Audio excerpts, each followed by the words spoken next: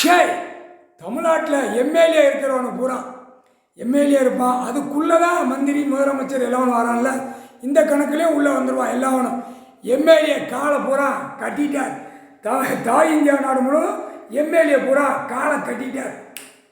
கட்டின மாதிரி செத்து போவான் சீக்கிரமாக. அவன் குடும்பமே மடிஞ்சு பாவத்தை செஞ்சு எழுதியிருக்கான்.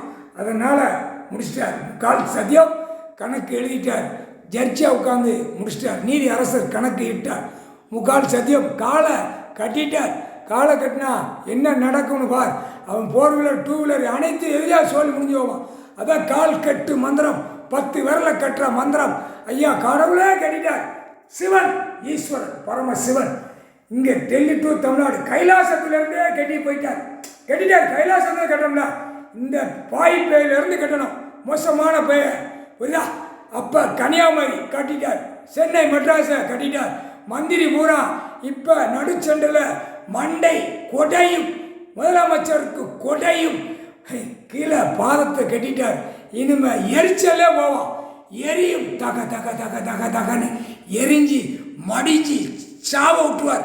முக்கால் சத்தியம் துள்ள துடிக்க சாவுடா.